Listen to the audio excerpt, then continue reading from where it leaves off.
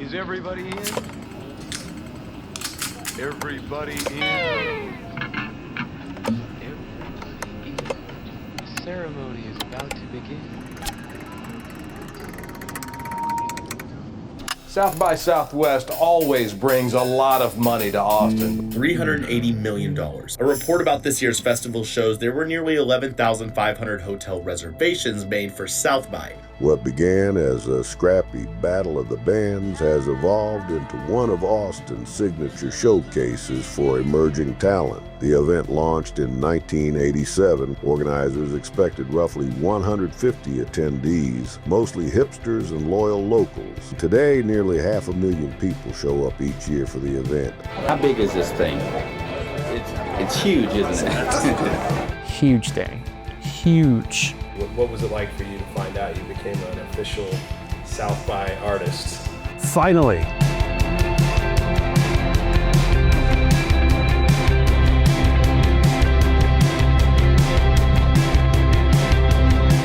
I personally never been in a band that played an official show. You are not going to find a bigger South by Southwest homer in this band than me. Always kind of been a part of South by on the fringe. A couple years ago, we did like an unofficial set, and I was just stoked to do that. I guess my experience up to that point was kind of like popping in and out of free places and partying with people from all over the world. And we get to experience having an artist badge. oh, it was an artist badge.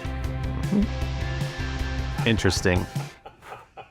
I've been in Austin since '97, been in a crowd, been on the stage, but never an official band, right? A lot of unofficial shows, and sometimes those are the fun ones. Since it started in I think the 80s or whatever it was, we've all been going, and so to be an official artist felt substantial.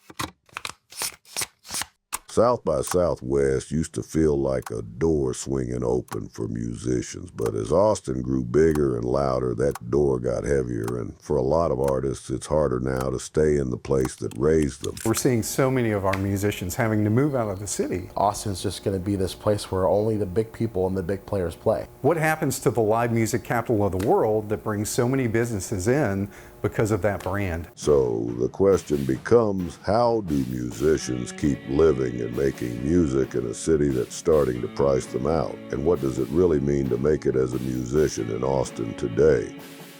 In our situation, we have families, careers, kids. There's no way we can even practice consistently once a week. But more importantly, it's like, hey, if we're gonna get together, we're gonna work on a set, we're gonna work on something really specific. I'll typically bring a song to the table and the band has to like it. Grant will send us his early vision of the song. Usually includes bass and drums. I play bass, so it usually has my part. And it has some background vocals usually. The demos that he creates in GarageBand sound better than my band's album that we made in the 90s for $1,000, you know, which is kind of depressing, but it's also cool. We all kind of get that file, and then Kevin goes and writes lyrics in the Home Depot parking lot. Some of the early songs were really like, you know, some not throwaway lyrics, but just lyrics that didn't make it into songs in a previous band I had been in and been writing songs to. And so it's kind of a fast start, kind of cheating. And I would say this second album is more of like lyrics written for Grant songs, you know, not me cheating, looking in the notebook, you know, from 10 years ago. And then when we come together, all of us will try to do a little run through, we'll, hey, stop it, let's go back here. Maybe this would be a good bridge right here. So we kind of all come together collaboratively and, you know, try to put it together as a song. I still get that moment of, yeah, we, you know, there's a couple songs that we got to workshop and put it together, and it's great. And when we're clicking, it's great. It's a process that works, and I think allows us, quite honestly, to achieve what a lot of people think is a lot, without actually spending a whole lot of time together. And that just is what it is. That's how we work, and it's working for us. How you feeling the day before your first South by? Great. You did? Yeah. Excited? Yes. Very cool. Ready. Oh, there's Dave. Dave, how you feeling before your first South by show? I'm feeling pretty good.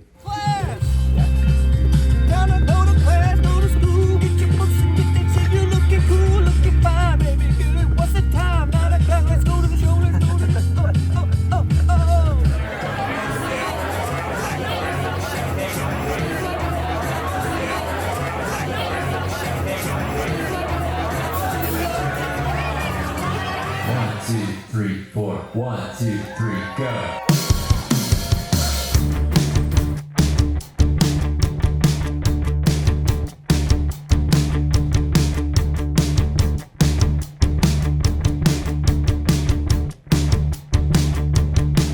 Gray tee, denim to kill, hair down.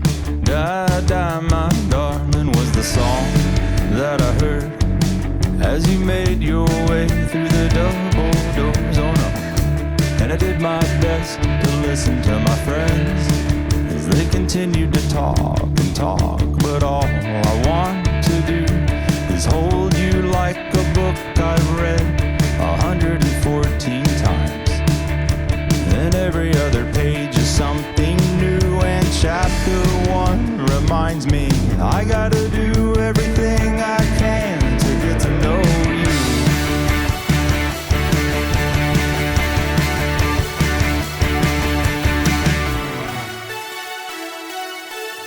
Young, wild and free, I never got it right. I was never all at once, all three.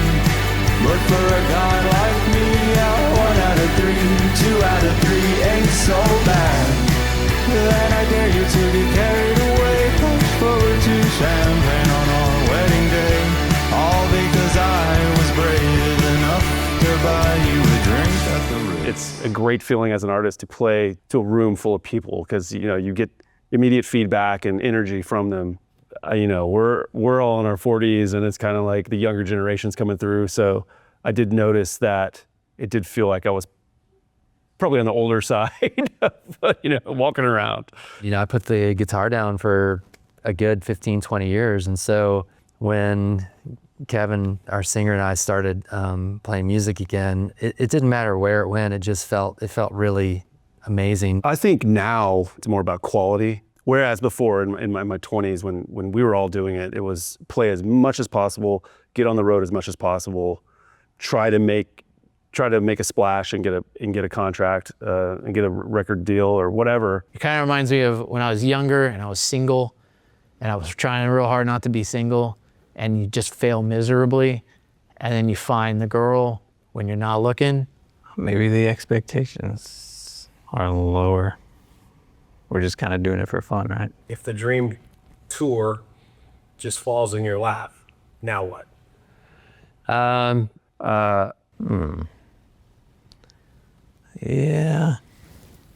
I don't know about that. I guess first I'd have to ask the boss if I'm able to even do it, right? The wife. I mean, like tonight, right? I've been up since 5 a.m. I worked a full day.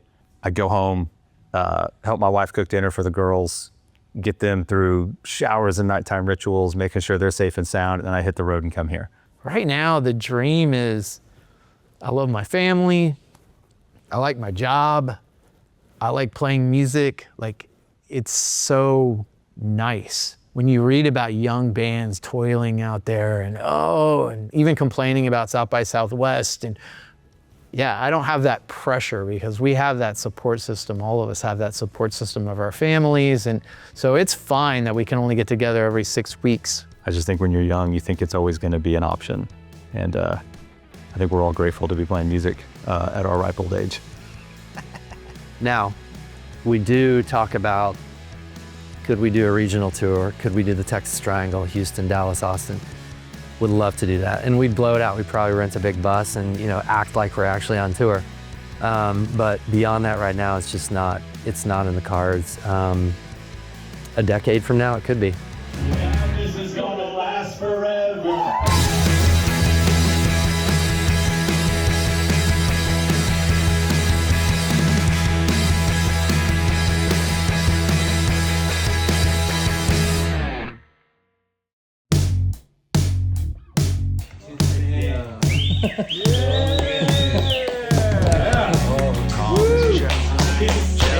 What's on the back of that jacket? What's on the back of that jacket? Please no echo box. I need that signal as clear as crystal on the morning of Christmas Eve. Now here's the plan. We flow through the door like a river. Johnny owns the guard with a pistol to his temple.